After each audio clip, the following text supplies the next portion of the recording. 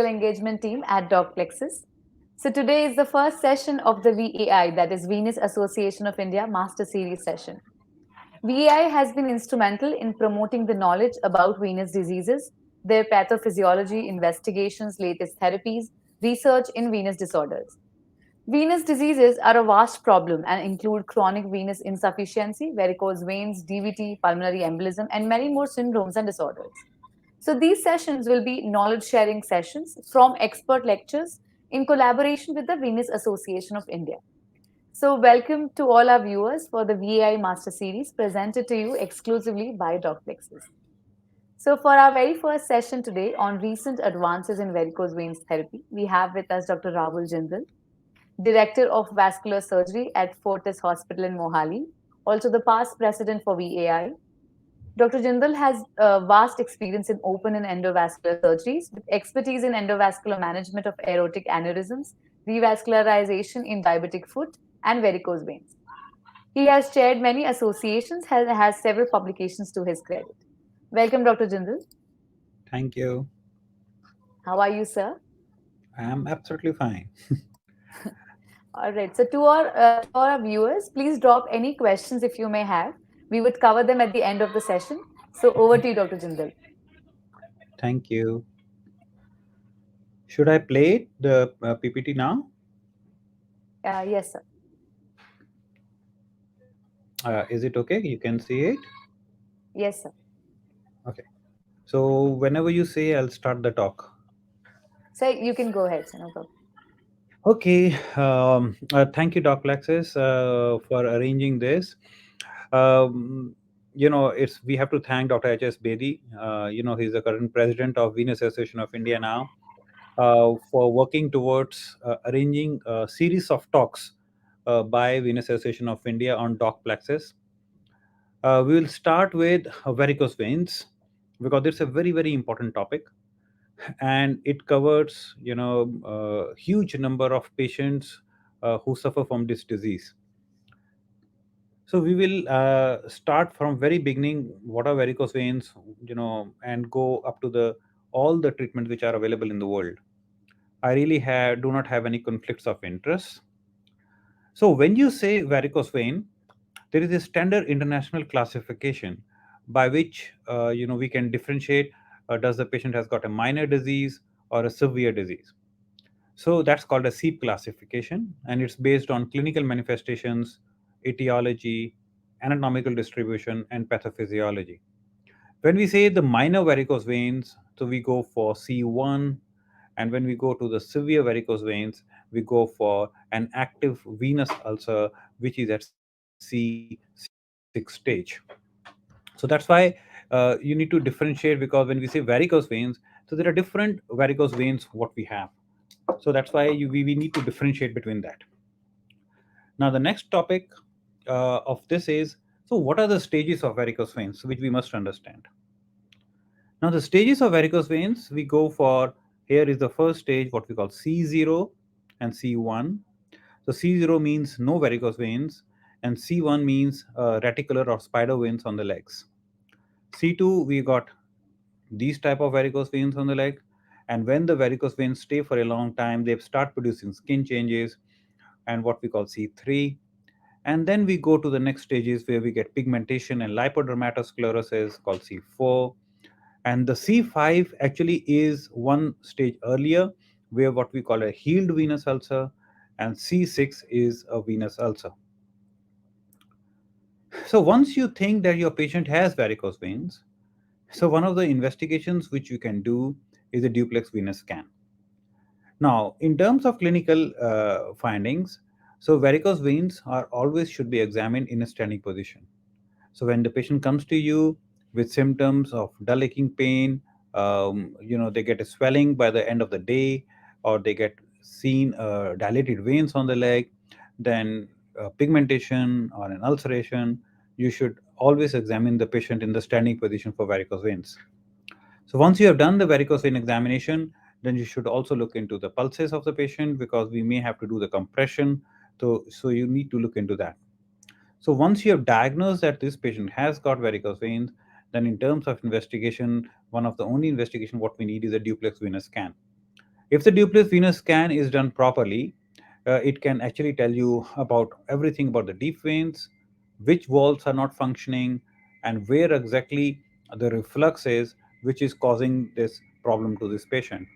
And at the same time, you can also assess the arterial system in some obese patients where it may be difficult to feel the pulses. There are various complications which can happen as we go through the stages. So we have seen if we don't treat varicose vein, what happens. And one of the most common complication what we see in the practice is a rupture. So we see around 7 to 8 patients per month with a venous rupture, with a bleeding from the varicose vein, which used to be considered a very rare complication. But as patients are neglecting more and more this disease, so we are seeing much more number of patients.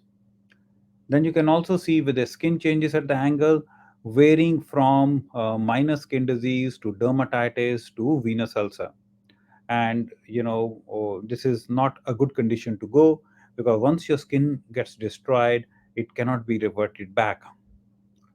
Then you can also see patients with thrombophlebitis, because if it's a long-standing varicose veins, you can form a clot in these veins and result in and inflammation and the clot in the long saphenous vein or in the short saphenous vein or the varicosities. In treatment options, we've got multiple treatment options as you can look into that, and we'll start one by one.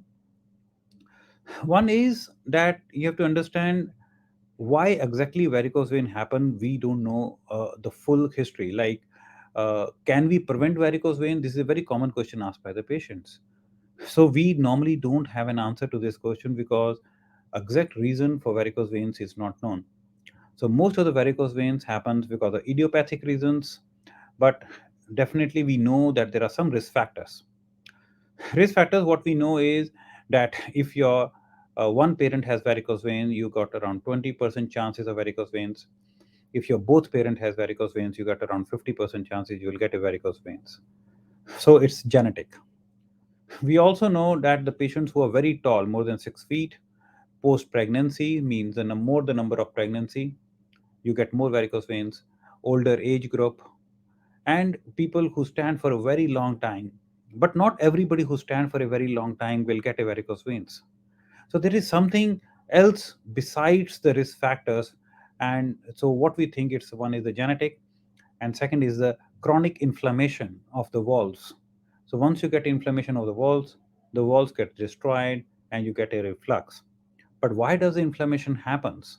So this we still don't have an answer to. But what we know is that either genetic predisposition or the environmental factors causes inflammation, causes remodeling, and they call the reflux, and that results in venous hypertension and the same signs and symptoms of varicose veins. In terms of treatment, if you look into, there are a few venoactive drugs which are available. One of the only drug which has been studied it thoroughly has been an MPFF, which we normally known as Daflon, and basically it acts on all the stages of this inflammation and can help symptomatically these patients in relief of edema, healing of venous ulcers, and some pigmentation changes. There has been some publication that if we give this drug, that it can slow down the progression of the varicose veins, but still we don't have 1A data on that available. In terms of compression stockings, what they done is they act on the venous hypertension part, so you will get a symptomatic release. But a myth that compression stockings will cure the varicose veins is not true at all. So if you look into the latest NICE guidelines by UK, they actually says that if the patient comes to the OPD in C2 and C3 stage, then there is no need to prescribe compression stockings and wait, make these patients wait for years for the intervention. Then you get various forms of surgeries, basically, that is elimination of the reflux causing the absence of the skin changes. In terms of surgery, we have a progression that previously we used to use an anesthesia, a lot of big cuts. Now the whole surgery can be done under local anesthesia. So you can see we have taken this stripper. We in local anesthesia we go from below to up, and we wherever in the groin we found the stripper on an ultrasound, we make a small cut and take the stripper out and ligate the vein and do the reverse stripping of this vein as it has been shown here. This whole procedure is done under local anesthesia, and patient can go home just after 1 hour, just like in laser. Then there was a technology development, around 18 to 20 years back, with an endovenous laser ablation or an radiofrequency ablation, and which means and actually changed the whole scenario by which we treat varicose veins. Now, laser ablation, either to take a steam ablation, microwaves, or a radio frequency, all are uh, thermal ways of destroying the vein, intima, and the media by which we can close these veins. And they all work with a different technology, and all the techniques has got some plus and some minuses. If you take look into one of the most common and the robust technique is the laser ablation. There has been various machines. So we started with an 1810, and we have reached up to 1940 nanometer machines now. Basically, it all depends upon the laser energy which is released by these machines, how well they are absorbed into the venous wall. So basically, all the laser energy gets absorbed by the water in the wall. So the more water absorption of the laser energy, you will get more damage into the venous wall, and you get a more closure. So that's the concept. There has been a lot of work on different type of laser fibers, the bare fiber, single ring, double ring. Now we have got this 5 ring fiber. There is not much data to support that one is better than the other. Let's look at this extensive varicose vein patient. You can look into the foot here. What we do is we do the marking. We take the patient under local anesthesia. This patient has got saphenofemoral junction reflux on the right leg. Ultrasound guided under local anesthesia, we put in a 6 French sheath, and we take the laser fiber up to the saphenofemoral junction, and we give a local anesthesia along the track, and then we burn the vein. And the rest of the varicosities, either you can do the phlebectomy, but I don't like it personally because there are lots and lots of cuts and bleed. So I preferentially prefer a foam sclerotherapy, but phlebectomy is a very standard way of doing the things. So it's a very personal choice. But you can look into this. You will realize why I don't do phlebectomies. So this is on operating table. So we could get a foam sclerotherapy inside and a laser, and you can get a very good result in this group of patients. Another example, extensive laser with the microfoams and foams without any cuts, and at 2 to 3 months, you can get a very neat and clean results. Another case with a SFJ incompetent with a venous ulcer, highly infected venous ulcer. So once you get such a patient, we must put these patients on injectable antibiotics, take a culture, and the best thing you need to do here is the compression. So you put in either a 2 layer or a 4 layer compression dressings here, and that will really heal these ulcers very well. And then you can do a laser ablation or an RF and a pinch skin grafting under local and make this patient heal up very nicely. Another venous ulcer patient you can see very bad, just healed with a mild antibiotics for the week and then a compression stockings later on. But the initial part was done with a 4 layer compression dressings. Role of antibiotics is unless there is cellulitis or a systemic infection, we routinely, if it's a healing wound, we don't use antibiotics. Look into this, a very typical example. On the top first slide, huge cellulitis, you can see. So we will start this patient on empirical antibiotics. Take a culture. The next slide, where the blue round circle, very good response with IV antibiotics in 5 days. We got the culture report. We changed the IV antibiotics to another injectables. And next 5 days, you can see the wound is nearly healed up now. We stop the injectables, give it oral antibiotics another 5 days, and stop the antibiotics. And the rest 1 month, this ulcer is being healed only by compression with no antibiotics to be given. Then there is something called a terminal interruption. What that means is sometimes these venous ulcers has got a perforator incompetence just at the base of the venous ulcer. So what we do is ultrasound guided, just like this. You can see we make a foam from the sclerosant which gets mixed with an air, and we inject it in that particular perforator directly, and then do the 4-layer compression. Now that gives a very good result. So just you can see a video here. What we are doing is we are taking the needle ultrasound guided. You can see the tip of the needle there, and then we put in the foam, and then once we have put in the foam, uh, this all the varicosities and the venous hypertension by the side of the ulcer heals up, and this really helps in healing of the ulcer faster. In some cases of venous ulcer, we have to use skin grafting, just like this. So where we used a pinch skin graft, then here we have to use a thick skin grafting here, because this is for the PTS, post thrombotic syndrome. This is another case of post thrombotic syndrome where we used a split skin grafting here. Another very bad ulcers, we use a VAC and make this good granulation tissue and then put this ulcer. Then in some patients, these venous ulcers, they really don't heal up. You do whatever you feel like. We have ablated the veins, do whatever, but the ulcer will not heal. So in these cases, sometimes we have to use substitutes. So this is one example where we have used an Integra. This is a dermal graft. We stitch it to the wound and wait for that dermal graft will remain there, and the cells will migrate from the sides. And after 3 to 4 weeks, 6 weeks, these the wounds heal up. We can also use human placental allografts, by which you make the dermis available for the cells to grow, and this can also help in early healing of these ulcers. So, what to do with these highly exudative venous ulcers? You can't do 4-layer compression on this because it will just spoil the skin. So, such a patients, you start him on injectable antibiotics, and then we have got a lot of experience. What we do is we apply a vac pump. So, on the first day, with some painkillers, we apply these patients on vac pump, and then on the vac pump, we do the 4-layer compression, and we have found a very good result in selected group of patients.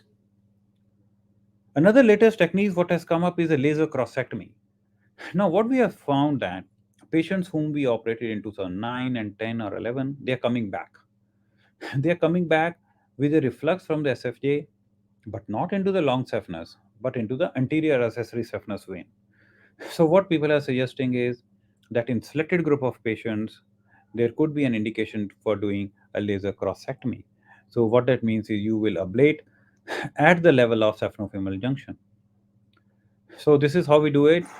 We have taken the laser fiber. You can see, over here a saphenofemoral junction here. This is a saphenofemoral junction. This is a deep vein, and you can see the laser fiber getting moved in and out just for your visualization. And once such a patient you do it, and on an ultrasound you can see very clearly that the junction is closed absolutely, just like when we do it at the surgery. Then in some patients you got a huge perforator incompetence. Small perforator incompetence we can treat it with a foam, but if the perforator incompetence is very big, then sometimes we have to use a laser. So we use various methods. Now we have also got the stillet with RF, which we can use, and this is very easily used here. So laser of the perforator, you can see we used under local anesthesia, and we can see the laser getting fired and closing the perforator. Then you can also use radiofrequency ablation with similar effects.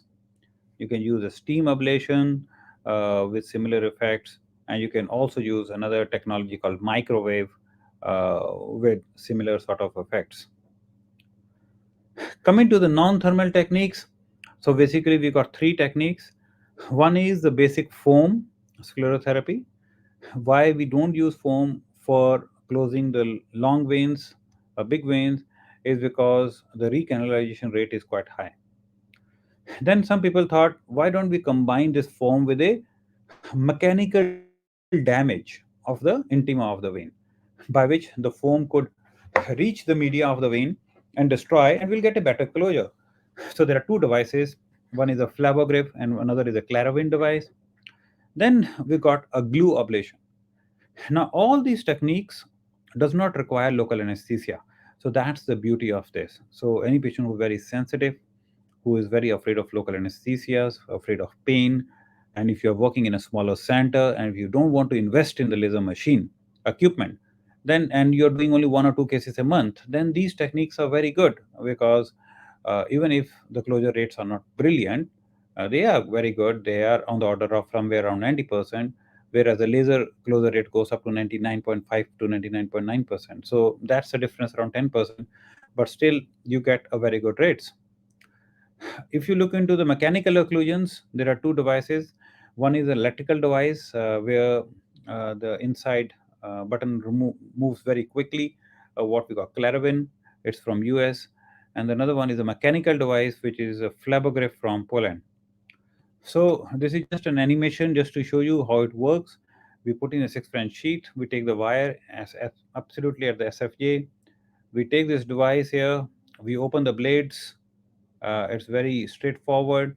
It's all mechanical, nothing electrical. This is a Flabograph one. And as soon as you keep on withdrawing it with scratch, you inject the foam at the same time. And you can get some really decent results in all these techniques. There is no differences. Then we got two glues available in the country. One is a Turkish glue by Vinavloc, and another one is a Medtronic glue, uh, by which both these glues they work very well. Both of these glues have got the plus and minuses, and you can get a very good results in all this group of patients. Then you also got a high intensity focus ultrasound. This is a new technique. These slides are being shared by my friend Mark Whiteley from London. This technique is in experimental stage. I thought I'll just show you the slide just to The positioning is controlled via the system. so that you know that such a technique exists in the world, and it is still experimental, and we are still waiting for the results, long term 6 months to 1 year results, and then we will know where do we stand here. So basically what we do is transdermal focus ultrasound, damage of the vein which is diseased. If it works in the long term and if it becomes slightly affordable, then it could be really a very big changer. Coming to the last topic of cosmetic varicose veins, where telangiectasias and the reticular veins, they are damaging and they are seen on the top of the skin there. There are various methods for treating them. One is a microsclerotherapy, liquid of foam, dextrose alone. You can use the laser with dextrose. You can use the laser with STD or polydocanol. And there is a new, a lot of papers have been published from Brazil on this technique called CLAX, where we combine this transdermal laser with sclerotherapy and skin cooling, and this is all done under augmented reality, and you can get a very good results cosmetically. So this is our setup in our hospital, where we do the cosmetic work. And this is an NDYAG 1074 machine which we're using. So we set up this center like 3.5 years back, and so we really are very happy with the patients what we are treating. So there is a coolant machine, and this is how we treat. So I've got the laser on one side, where you can see the red color spot. That's a 6 mm NDYAG 1074 laser spot. You got a cooling device, and it's a transdermal. So from the skin, you keep on causing the damage to the intima of the vein, and once you are done that, then you can inject a sclerosant inside. This is the green color thing is all augmented reality. So because you cannot see these veins, they are inside the skin, and especially in the dark skin, you can't see these veins, and you can do an injection, and these veins can get closed, and you can get a pretty good result. I use this technology especially for foot veins a lot, then for facial veins, hand veins, and then of course the cosmetic works on the leg. So this is sort of the pictures you can get. There are plenty of such pictures like that. Then you get vulval varicosities. So you see sometimes the patient with a lot of varicosities in this area, in the inguinal area, or you see the veins in the buttock area. Once you get the veins in an abnormal areas, then you should always think about pelvic congestion syndrome. Because if you have a pelvic congestion syndrome, what that means is you got a reflux either in the ovarian veins, just like when you get a reflux from the testicular veins and you get varicoceles. So here you can get a vulvar varicosities. Then you can also, at the same time, can get reflux into the internal iliac veins, causing these problems. So these varicosities, if they are localized, they can be treated with sclerotherapy, or they can be done a coil embolization. So what we do is we go from the top IJV, and then we go and go into the left ovarian vein. And once we go into the left ovarian vein, then we place some coils here, and then we close the left ovarian vein. So this is a very standard technique, and then we can do the foam sclerotherapy of the varicosities which are in the leg. The last, I think there will be a huge talk on the DVT, so I'm going to cut short it, because I don't want to overlap it. DVT is very common, and somebody is going to speak highly, but you must understand that varicose veins and DVT are very closely related things, and it causes a huge mortality in our patients. So I'm going to leave this topic totally, and uh, most of the DVTs can be treated with anticoagulation, and in some patients of DVT, uh, you have to use a thrombolysis, by which we go, like this girl had a DVT, we went inside the leg, and we remove the clots, and you can see that this girl's all the veins gets cleared uh, by once we do the procedure. So the last topic I'm just coming to, because Venus Association of India is a body which promotes the treatment and the training for all these things. So there has been an evidence-based practice clinical guidelines for the venous leg ulcers. So that has been published by VI. You can go through it, and these are the committee members. You will be hearing all of them. The lectures given by all of them during your series, and we have put in a 6 point guidelines. If you go through it, you will be able to treat nearly all the cases of venous ulcers. So there is a flow chart mentioned over there, and how to do everything step by step. Then another initiative has been done by VI, and that is supported by the Servier, that is the Serdia Pharmaceuticals, on the first venous ulcer registry from our country. So we are planning to enroll 1,000 patients. We have enrolled 650 patients up to now, and there is a preliminary data that average age is around 55 years. And if you look into the baseline profile of the patients, most of the patients has got some risk factors involved inside. And if you look into the pathophysiology, most of the patients are only with reflux, and there are few patients with reflux and obstruction. So, in conclusion, treatment for the management of varicose veins and DVT is evolving and becoming patient friendly, and we feel that minimal invasive treatment is a gold standard. Thank you.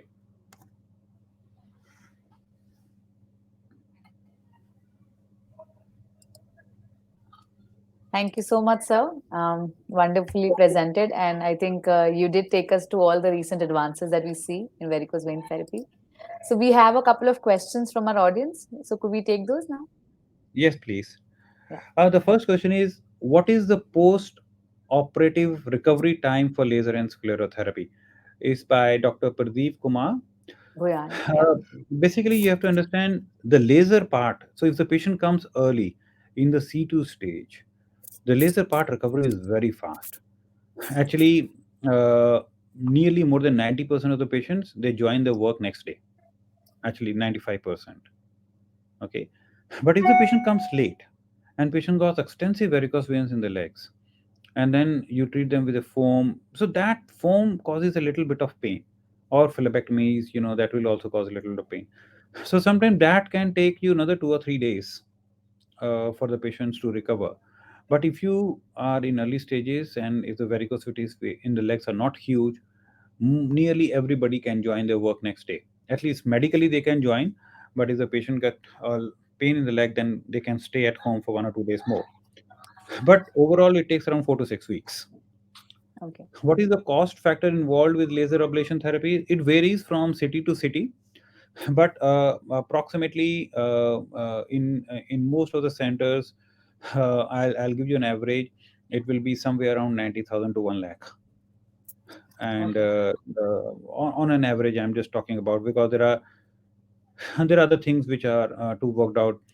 Both the walls have to be done, foam sclerotherapy done or not, but most of the times it's like that.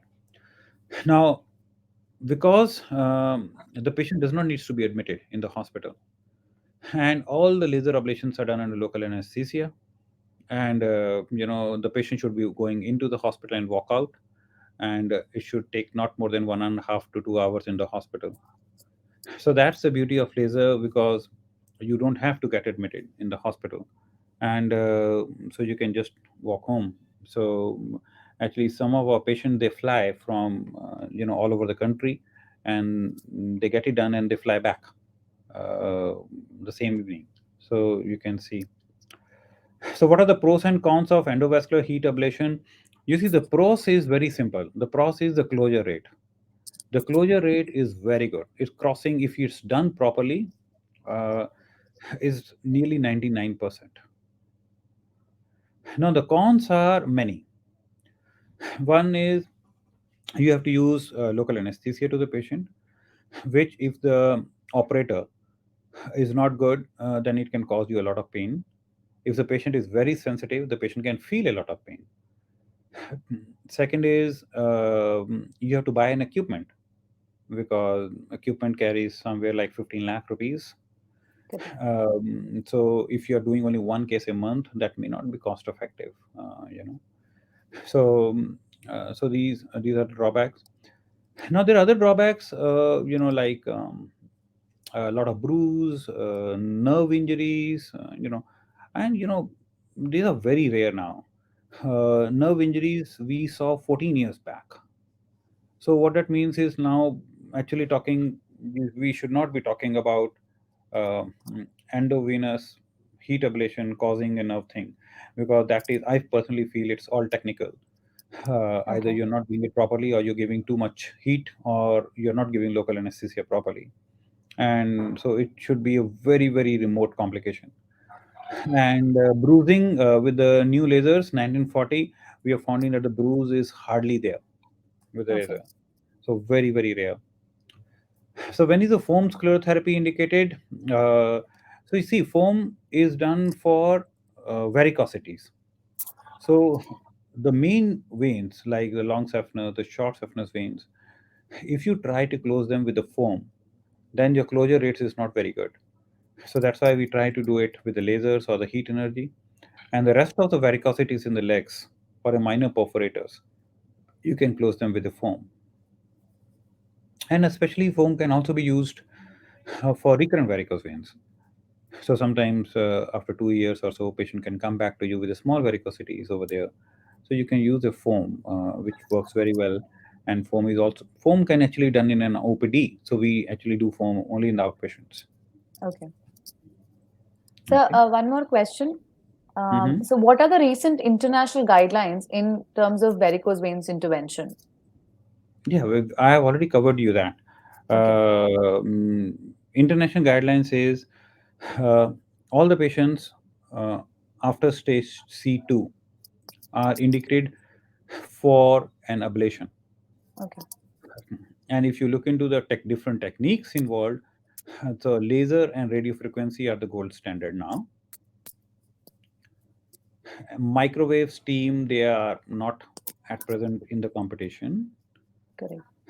Along with glue and mocha, they are there and have got specific indications, and give that we can give the choice to the patient for both the techniques. But actually talking, all the four techniques are in the guidelines now. Sure, sir. One last question.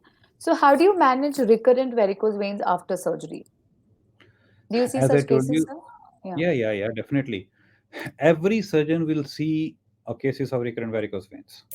So Okay. that's why we call it a CVD. Chronic Correct. venous disease. Chronic means long term. You cannot cure varicose veins. Yes, there are some patients now, because from number of years we are seeing these patients, we can detect that if your patient has got only a single valve which is not functioning, a very localized varicose veins. Normally, what we have observed is that these patients does not get recurrence, but otherwise, a lot of patients will get a recurrence, but most of the patients will get a very minor recurrence for which they don't require treatment medically. Okay. But otherwise, once they get a recurrence, then you can, if it's a main vein which is recurred, so you can do the laser ablation again, or if it's a minor vein which recurred, then you can do a foam sclerotherapy. Sure, so I think this brings us to the end of the session. Thank you so much for answering all these Okay. questions so well. Thank you for your time and effort when putting Thank you, together such a Rashmi. beautiful session, sir.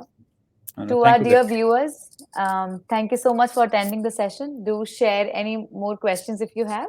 Also, our next session on VAI Master Series is scheduled for 19th of November on venous ulcers, which will be taken by Dr. Roy Verghese. So until we see you again, please take care and have a great evening ahead. Thank you so much, Dr. Thank you, Jaldi. Rashmi. Thank you. Bye bye. Bye bye. Thank you, sir.